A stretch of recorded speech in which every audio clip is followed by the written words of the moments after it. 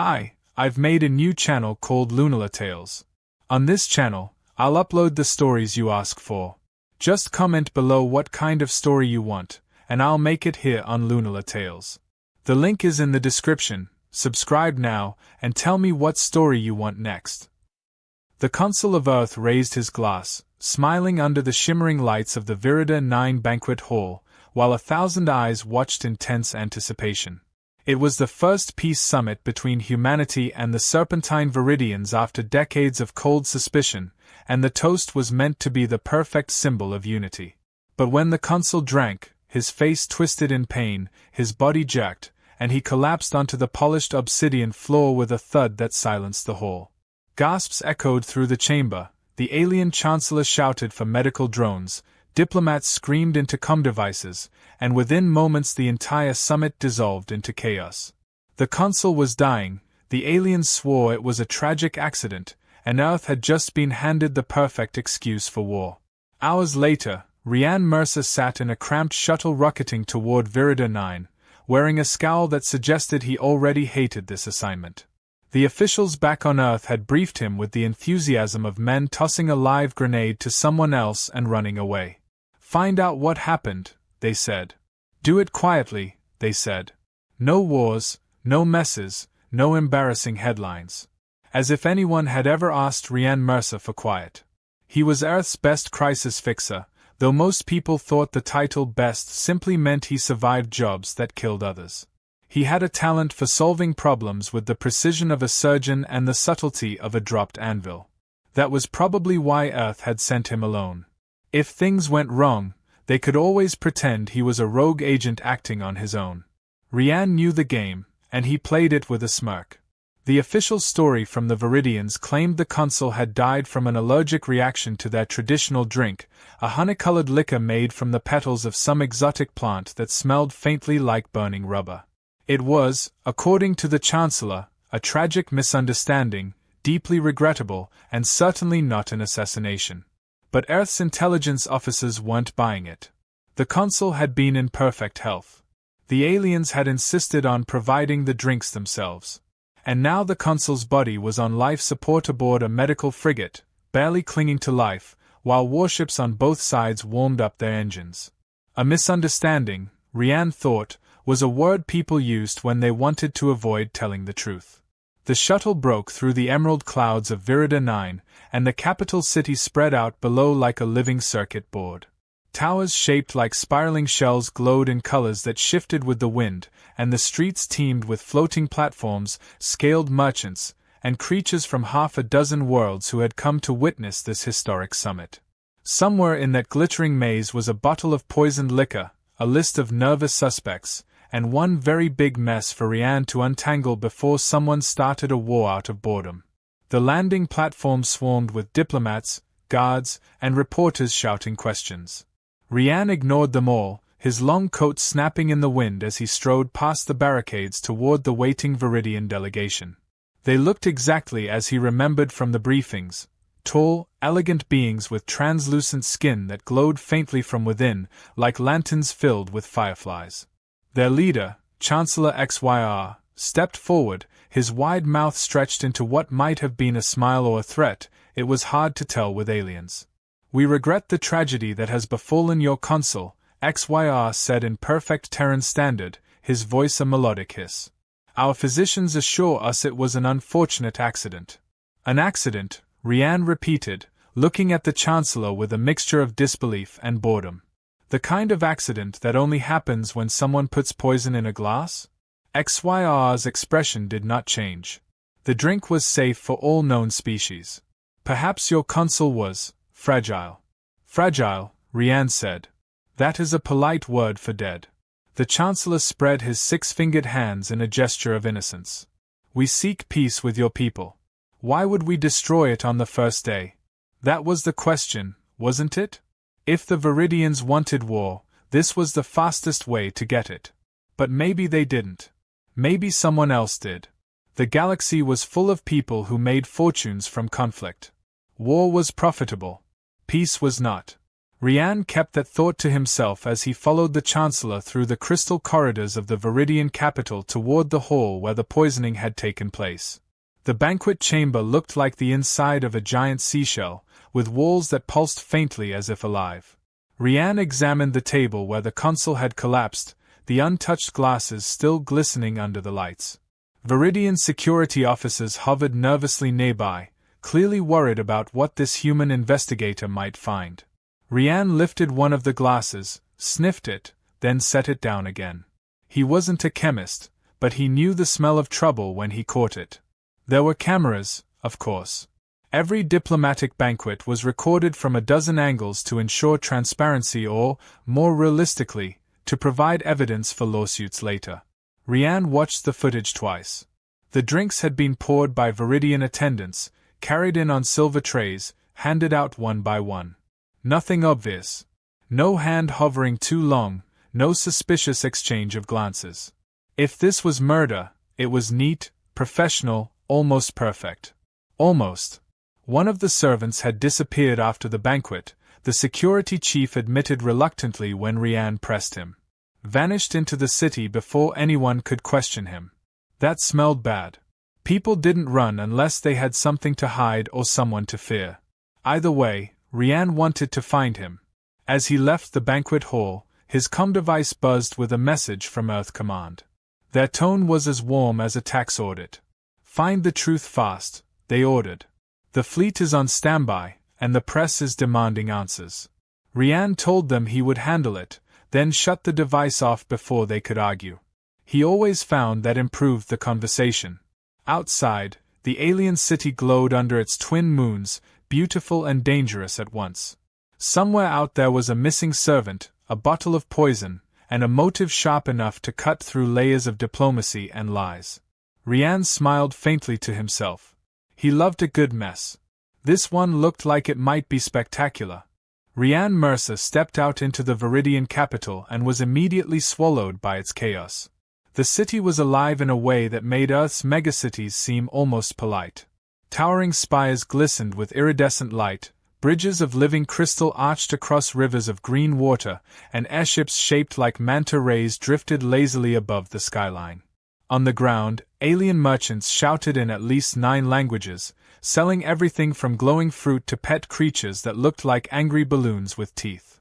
Diplomatic shuttles hummed through the avenues while armored patrols kept a wary eye on the crowds. Somewhere in all this noise, Rian knew, there were people whispering about a poisoned consul and a galaxy that might soon be on fire. He was met by a Viridian escort of 3 soldiers and a human diplomat who looked like she hadn't slept in a week. Ambassador Celia Tran was the senior Terran official on Virida 9 now that the consul was indisposed, and she had the expression of someone forced to hold a collapsing building together with her bare hands. She wasted no time on pleasantries. The city is a powder keg, she told him as they walked toward the diplomatic quarter. The aliens insist it was an accident. Earth is demanding justice. And the press wants a villain before sunset. If you have a miracle in your pocket, now would be a good time. Rian smiled faintly. I left my miracles in my other coat. Right now, I am just looking for the truth. The alien soldiers hissed softly among themselves, watching him with unblinking eyes. The Viridians were tall, graceful beings with translucent skin that revealed a faint glow of their circulatory system beneath. Their faces were long and angular, their voices musical even when they argued. It was hard to read their expressions, but Rian had the distinct impression that they considered humans noisy, impatient, and mildly ridiculous. He was fine with that. Humans were noisy, impatient, and ridiculous. They reached the diplomatic district, a cluster of palaces carved from green crystal that shimmered under the sun like frozen waves. Chancellor XYR awaited them on a balcony overlooking the city, his 6 fingers tapping the railing in what might have been irritation. He greeted Rian with the same smooth courtesy as before, but there was a tightness in his posture now, a sense of someone trying very hard to remain calm while balancing on a cliff edge. Our people mourn the tragedy that has befallen your consul, XYR said in his musical voice. But we cannot halt the work of peace because of one misfortune. The treaty discussions must continue. Rian studied him for a moment. A man, or alien, who wanted peace would cooperate fully to find the truth. A man who wanted a cover-up would talk about moving forward and leaving the past behind. It was too soon to decide which one XYR was. But Rian filed the words away for later. The Chancellor offered Rian access to the investigation files, which sounded generous until Rian realized the files contained almost nothing. Witness statements all said the same thing. Drinks were poured, the Consul drank, the Consul collapsed. The banquet staff had been screened for known criminal ties. No signs of tampering were found on the serving trays or glasses. The only anomaly was the missing servant who had carried one of the trays. He had been a recent hire, no criminal record, no known affiliations, and apparently no desire to stick around after the poisoning. The Viridian security chief speculated he might have fled out of fear of being blamed, which was possible. Guilty people ran, but so did innocent ones when they thought the mob was coming. Rian left the diplomatic palace with more questions than answers. He decided to visit the place where the missing servant had lived, a cramped hostel near the edge of the city where temporary workers stayed between jobs. The manager was a squat alien with 4 eyes and the disposition of a bored cat. He confirmed that the servant, whose name translated roughly as Taliak, had packed his belongings and vanished the same night as the poisoning. No forwarding address, no messages left behind. Just gone. Did he seem scared? Rian asked. The manager shrugged 4 shoulders. Everyone is scared these days. Half the city thinks there will be war. The other half hopes for it. Business is better during wars. That sounded depressingly familiar. Rian searched the small room Taliak had rented. It contained a sleeping mat, a broken music player, and a few personal items with no obvious clues. No letters, no secret maps, no convenient confessions scribbled in a journal. Real life rarely worked like detective novels. Still, Rian found a crumpled receipt for a meal at a tavern across town dated the night before the poisoning. It was the first real trail he had. The tavern turned out to be a noisy place built under a bridge where traders, mercenaries, and off-duty soldiers gathered to drink something that smelled like paint thinner and argue about politics. The bartender, a 3-armed creature with a permanent scowl, remembered Taliak because Taliak had argued with a human the night before he disappeared. That caught Rian's attention. There were not many humans on Virida 9 besides diplomats and traders, and most of them did not waste time drinking with alien servants unless they had business. What did they argue about? Rian asked. The bartender spread 3 arms. Money. Secrets. Who knows? I do not listen when people argue unless they break furniture. Rian left a tip big enough to be remembered as a generous customer rather than a nosy investigator, then stepped back into the street. So now there was a missing servant, a mysterious human contact, and a poisoning no one wanted to take credit for. The city around him buzzed with rumors. Some said the aliens had done it to humiliate Earth. Others claimed Earth had staged it to blame the aliens and gain better treaty terms.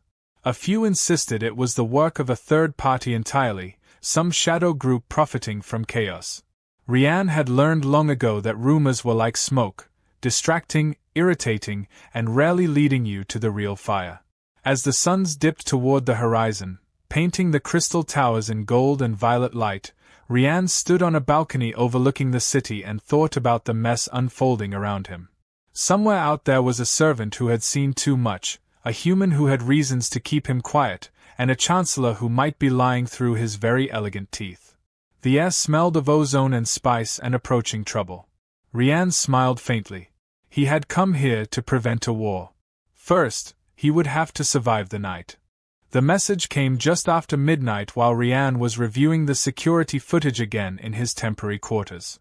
It was from Ambassador Celia Tran, her voice sharp with urgency. The consul is alive, she said without preamble. Not well, but alive. He is in a medical stasis pod aboard the Terran frigate Mercy. Doctors say the poison was designed to mimic death and keep him unconscious. If we can stabilize him, he might wake up. Rian sat back, frowning at the ceiling. That changed everything. Dead men told no tales. Comatose ones sometimes did. Whoever had planned this had wanted the consul out of the picture long enough for someone else to act but not necessarily killed outright. That was messier, riskier, and raised questions about motive. Assassination screamed of war. A living hostage disguised as a corpse smelled more like conspiracy. He sent a message to the medical frigate requesting constant updates on the Consul's condition, then stared at the city lights through the window. If the Consul woke up, he could identify who handed him the drink, maybe even recall faces in the moments before he collapsed. Which meant someone out there had a deadline now. A very short one. By morning, the news had leaked. Reporters shouted questions about the miracle survival. Earth Command demanded Rian solve the case faster. The Viridian Chancellor expressed relief in the most insincere tone Rian had ever heard. And somewhere in the chaos, a cornered criminal must have been wondering whether to run, hide, or finish the job. The first attempt on Rian's life came less than an hour later. He was crossing a crowded marketplace following a lead on the missing servant when a delivery drone swooped out of nowhere, spinning wildly before exploding against a wall 2 meters from him. The blast threw Rian behind a row of stalls selling fried insect kebabs, showering him with debris and very unhappy insects. People screamed. Smoke filled the air. The assassin had timed it perfectly, using the chaos to slip away before security drones swarmed the scene. Rian stood up slowly, brushing charred pieces of kebab off his coat while the Viridian soldiers assigned to protect him shouted into their comms. The attack had been loud, messy, and completely unprofessional. A distraction, maybe. Or a warning. But it confirmed one thing beyond doubt: someone was getting nervous. The investigation shifted after that. Rian doubled security around the medical frigate, knowing the Consul's stasis pod was now the most valuable target in the system. He also began digging into the list of humans on Virida 9.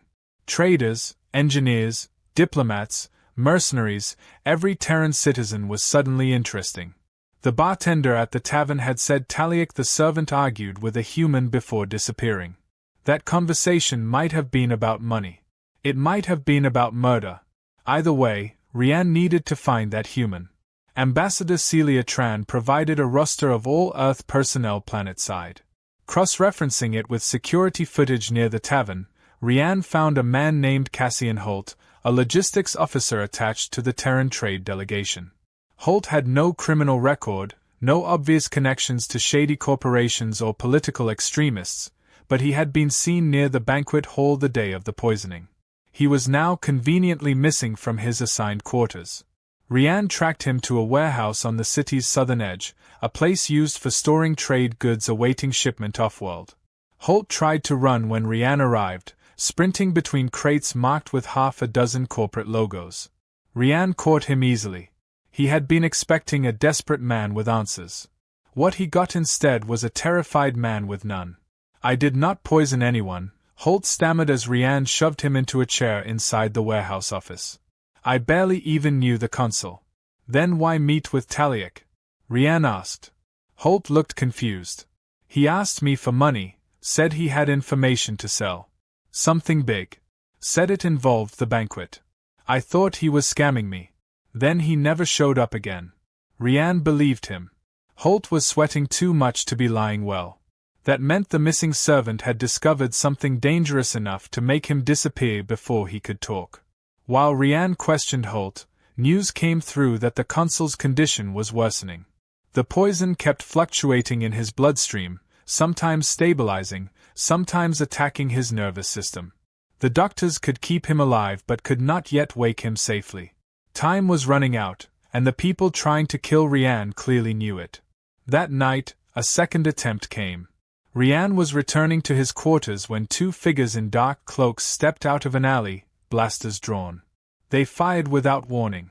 He dove behind a parked transport as bolts of energy shattered the wall where his head had been. His own pistol hummed in his hand as he returned fire, dropping one attacker with a shot to the leg while the other fled into the maze of side streets. The wounded one coughed something in a language Rian did not know before biting down on a capsule hidden in his mouth. His body went rigid, then limp. Dead before Rian could stop him. Suicide operatives. Professional work this time, not amateurs with drones. Someone very determined wanted this investigation buried under bodies. Ambassador Tran was furious when she heard about the attack. The Chancellor expressed polite horror and promised full cooperation, which meant nothing. Rian spent half the night reviewing evidence again, piecing together fragments of testimony, security footage, and assassination attempts into a pattern that still refused to make sense. The next morning brought the first real break. A Viridian informant contacted him anonymously, claiming to know where Taliak the missing servant was hiding. The message contained coordinates in the city's underlevels, a tangle of tunnels and abandoned districts beneath the shining towers above. Perfect place for someone to vanish. Or for an ambush.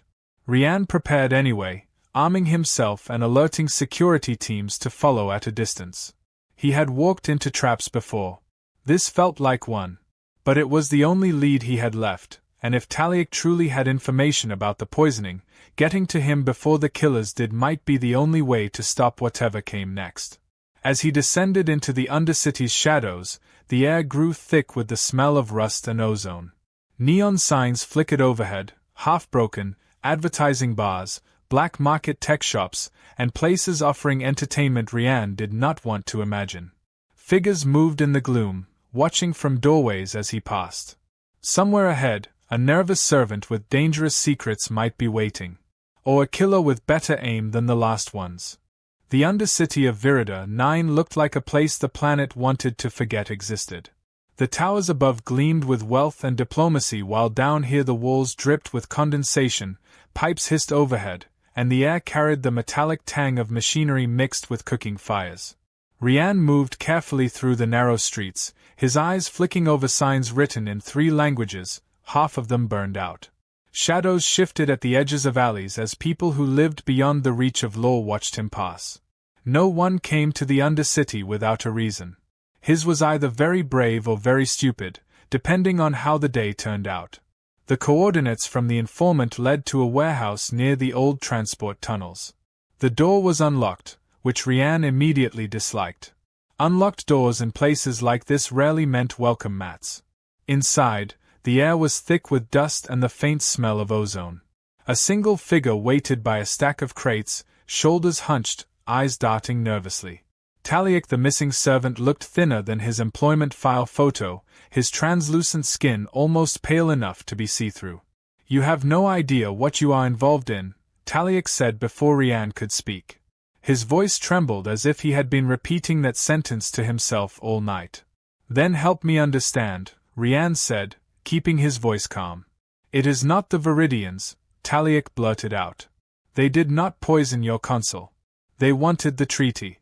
Still want it." That matched Rian's suspicion, but hearing it confirmed made the room feel smaller somehow. If the Viridians were not behind it, someone wanted them blamed badly enough to risk interplanetary war.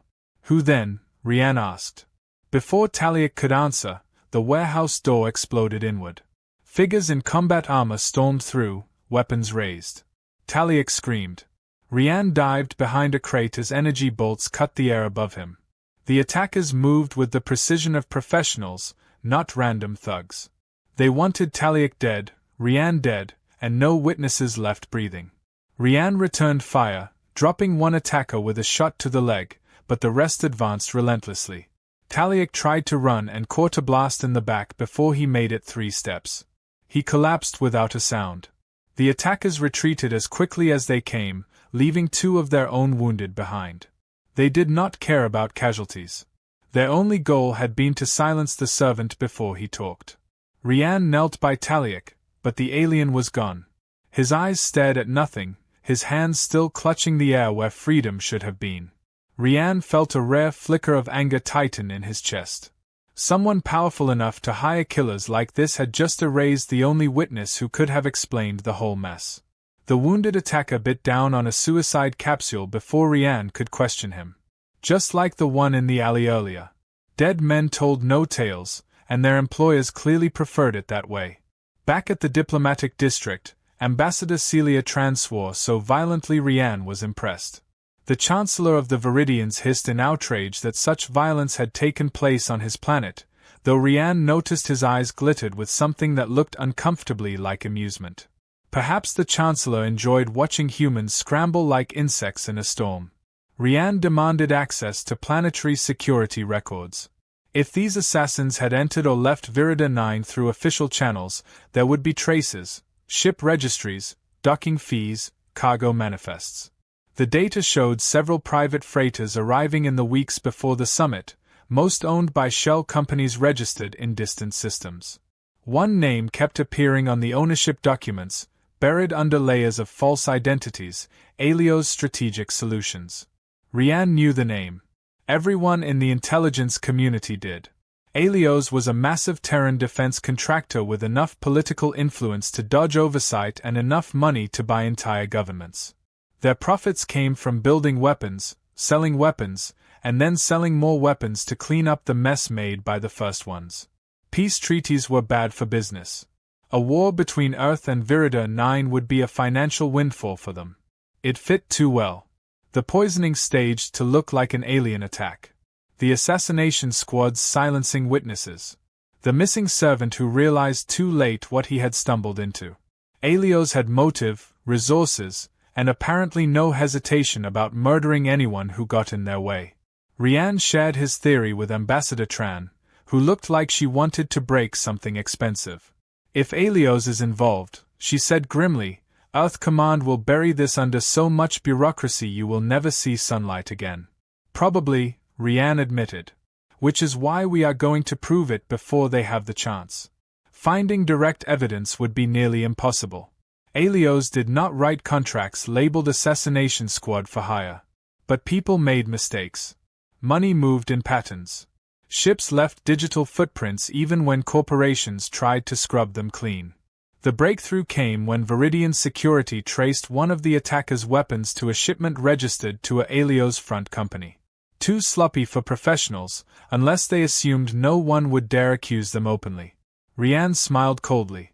Arrogant people left the best evidence because they believed they were untouchable. He requested a meeting with Chancellor XYR, explaining the situation in careful terms. If Earth corporations were framing Virida 9 to start a war, the Chancellor deserved to know. XYR listened without interrupting, his long fingers steepled together, eyes glittering like a predator watching rival prey fight each other. If what you say is true, XYR said slowly, then your own people are the threat, not mine. Looks that way, Rian replied. Which means if this explodes, Earth loses more than you do. The Chancellor's smile revealed too many teeth. Then perhaps we should let it explode, so the galaxy sees where the real danger lies. Rian knew that tone. XYR smelled advantage. If Alios was exposed, Earth would look like either a conspirator or an incompetent government unable to control its own corporations. The Viridians could demand better treaty terms, more concessions, maybe even territory in exchange for their continued cooperation. We are not letting it explode, Rian said. We stop Alios before they push both our worlds into war. The Chancellor tilted his head. And what do you require from me? Access to your planetary financial networks, Rian said. Alios' money has to move through banks somewhere. If we can trace payments to these assassins, we can prove everything. XYR considered, then gave the kind of smile politicians used when handing someone a rope to see if they would hang themselves. Very well, human. We shall see where the money leads. As Rian left the palace, Ambassador Tran caught up with him, her expression tight. You realize, she said, that if Alios learns we are investigating their finances, they will try to kill you before sunset. The Viridian financial networks were a labyrinth of glowing data streams, alien algorithms, and security systems designed to keep out everyone except the people stealing from them. Rian had worked with human systems before, but the Viridians led their defenses like paranoid spiders weaving webs inside other webs. He sat in a secure chamber deep inside the Chancellor's palace while Viridian technicians with 6 fingers each manipulated streams of light on floating screens. Money moved like water through galactic banks, bouncing between planets, corporations, and shell companies until no one could tell where it started or ended. But arrogance left trails, and Alios Strategic Solutions had been arrogant for years. The breakthrough came when one technician traced a series of payments disguised as agricultural equipment purchases routed through 3-star systems. On paper, the money went to a farming collective on a planet with no farms. From there, it split into smaller transfers sent to independent contractors, shipping firms, and one private security outfit whose ships had conveniently landed on Virida 9 2 weeks before the poisoning. It was the kind of operation designed by professionals who assumed no one would ever connect the dots. Now the dots formed a straight line back to Elio's headquarters on Earth. Rianne felt a grim satisfaction as the evidence compiled itself into a picture even bureaucrats could not ignore. Dates, amounts, ship registries, and assassination squads all tied together with the neatness of a corporate quarterly report. Elios had financed the killers, staged the poisoning, and planned to frame the Viridians to kill the treaty before it was signed. Then they could sell weapons to both sides when the inevitable war erupted. It was a perfect plan, except for one inconvenient human investigator refusing to die on schedule. Ambassador Celia Tran nearly laughed when she saw the data packet. "You realize," she said, "this could bring down half the defense council back home. Elios owns politicians like other people own shoes." "Then maybe they need a new wardrobe," Rianne replied. She gave him a look that said she wanted to believe him but had lived too long in politics to expect justice from anyone with enough money to buy it. Still, she arranged a public session in the diplomatic forum for the next day, where representatives from Earth, Virida 9, and half the galaxy's press could witness the evidence unveiled. Rianne suspected she enjoyed the thought of Elios executives watching their empire burn on live broadcast. The Elios response arrived before dawn. Not words. More assassins. They struck as Rianne left the palace on his way to the forum. 2 air speeders swooped out of the morning haze, guns blazing. Security drones erupted from rooftops, returning fire as pedestrians screamed and scattered. One speeder exploded against a tower wall while the other crashed onto a bridge, flames curling into the sky. Rianne crawled out from under an overturned transport, ears ringing, coat smoking, and decided he hated mornings almost as much as corporations. The attack failed, but barely. The assassins were dead, and the surviving speeder carried enough explosives to flatten the entire block if they had reached the palace. Elios was desperate now. Desperate people made mistakes. Rianne hoped to survive long enough to see them make their last one. The diplomatic forum stood at the city's center, a vast circular hall lined with banners from 100 worlds. Representatives filled the tiers, murmuring with the anticipation of creatures sensing blood in the water. At the center stood a platform where Rianne connected the Viridian data systems to the public record. Elios had tried to kill him 3 times, but now the evidence would speak with the clarity of numbers and dates no bullet could erase. The presentation unfolded like a blade sliding from a sheath. Payment records. Shipping manifests. Security footage of assassins disembarking from freighters owned by Elios shell companies. Even a recorded message between 2 contractors joking about framing the Viridians before the treaty signing. Each revelation rippled through the chamber like shockwaves. Reporters shouted questions. Viridian diplomats hissed in fury. Earth officials turned pale as they realized how much damage the scandal would cause back home. When the name of a senior Terran diplomat appeared in the payment logs, the uproar reached its peak. Rianne had suspected someone on the inside was helping Elios arrange access to the banquet, but seeing Ambassador Corrin's name linked to bribes and assassination funds hit the forum like a thunderclap. Corrin himself stood among the Earth delegation, face frozen, eyes darting toward the exits as if calculating escape routes. Before anyone could arrest him, Corrin pulled a concealed pistol and aimed at the screen broadcasting the evidence. Maybe he intended to destroy the data. Maybe he intended to kill Rianne out of spite. Either way, he never got the chance. Viridian guards moved faster than humans could see, disarming and pinning him to the floor with elegant efficiency. The forum erupted in chaos as Corrin cursed about patriotism, sacrifices, and the necessity of war for human survival. No one listened. His words smelled of desperation and burned careers. Rianne watched him dragged away and wondered if Corrin believed any of it. Maybe he did. Men who started wars always convinced themselves history would thank them later. With Corrin arrested and the evidence transmitted to every major news network in the sector, Elios' strategic solutions went from untouchable empire to cornered animal in less than an hour. Their executives released frantic statements denying everything, blaming rogue employees, data tampering, even alien sabotage. No one believed them. Stock markets across 3 systems began carving chunks off their value before lunch. The Viridian Chancellor XYR approached Rian after the session ended, his long face stretched in something that might have been amusement. "Humans devouring their own corporations in public," he said. "Truly, this summit has exceeded expectations." Rian rubbed the bridge of his nose. "The treaty will hold now. Neither side wants to look like the villain after this mess." "Perhaps," XYR said. "But you have given us leverage your leaders will find expensive." Rian suspected he was right. Earth would sign whatever terms the Viridians demanded rather than admit one of its most powerful corporations had nearly started a war for profit. Diplomacy was often about swallowing pride before someone made you eat something worse. Ambassador Celia Tran joined them, eyes sharp with satisfaction. "Alios will fight this in every court from here to Earth," she warned. "They will bribe, threaten, and bury evidence until politicians pretend this never happened." Rian shrugged. "Maybe. But the story is out now. Hard to put the fire back once the house is burning." He did not add that Alios still had resources, allies, and likely more assassins waiting somewhere in the wings. Winning one battle never ended a war with people who measured success in zeros on a bank statement. But for the moment, the treaty would survive, the Consul might live, and Alios had been dragged into the light kicking and screaming.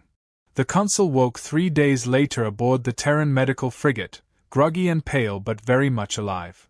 News of his recovery spread across Virida 9 faster than any official statement, carried by gossip networks and reporters who camped outside the medical bay as if expecting him to deliver a speech about miracles. When Rian arrived, the Consul was propped up in bed surrounded by medics and irritation in equal measure. He looked at Rian with the expression of a man who had been poisoned, nearly assassinated twice, and was now discovering that while he slept the galaxy had gone mad without him. "You let them start a war while I was napping," he said hoarsely, voice dry as sand.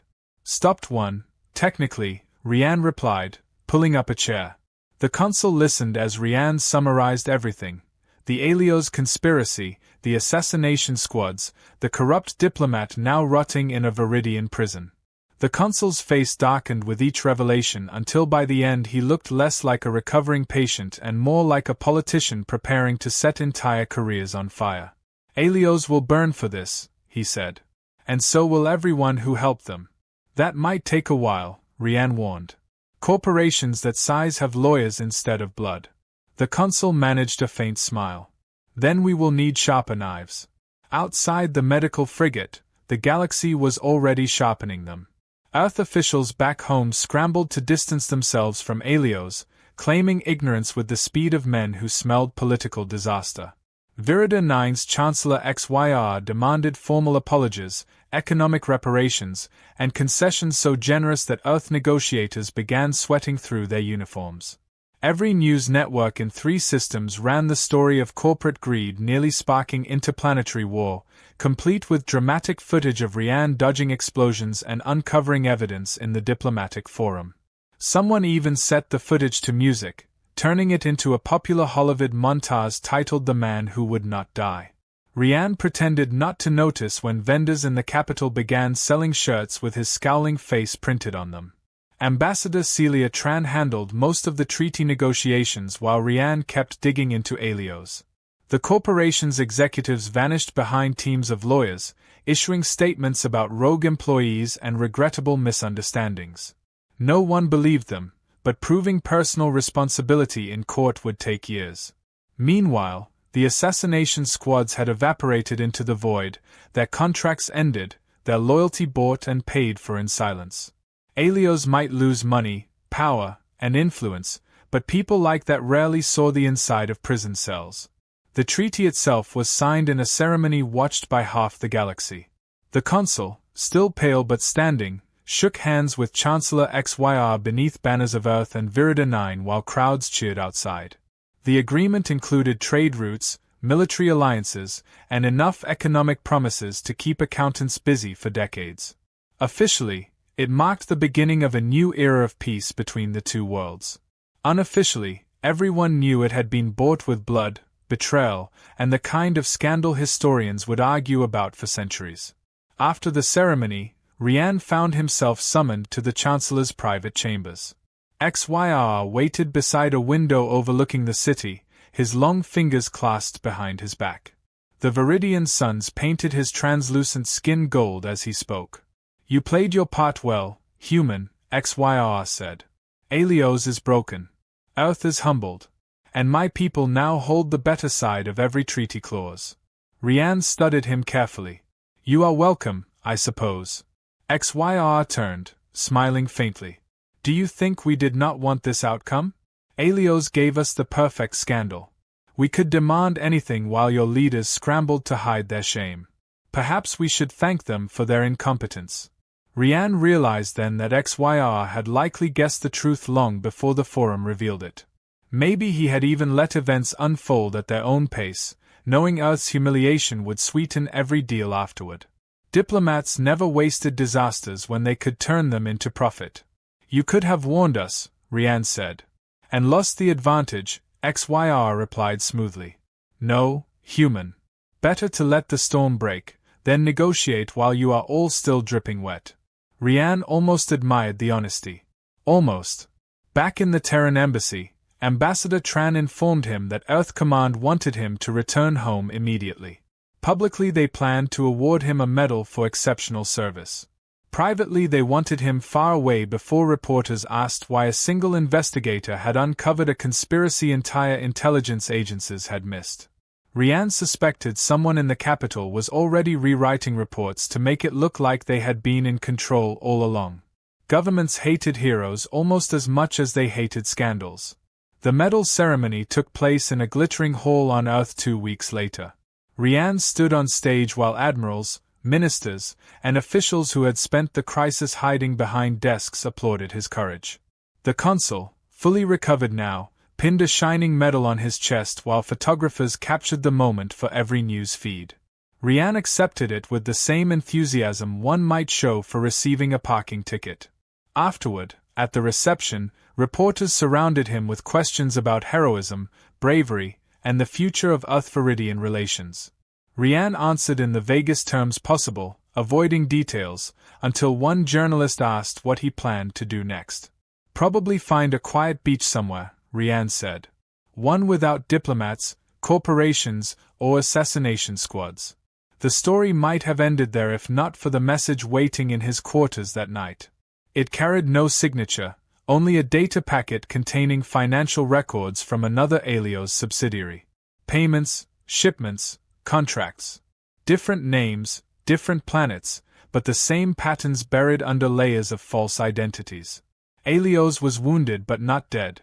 Someone wanted him to know the war in the shadows was far from over. Rian stared at the message for a long time before shutting it off. He had promised himself a vacation after Virida 9, maybe even somewhere with sand instead of conspiracy. But the thing about messes was that they rarely stayed cleaned up for long. Someone always found new ways to spill blood over money and power. Still, for one moment, he allowed himself to stand on the embassy balcony overlooking the lights of Earth, listening to the faint echo of celebrations drifting through the city. The treaty had held. The consul had lived. The galaxy, for now, was at peace. He would take the win, even if he knew the next storm was already gathering somewhere beyond the stars.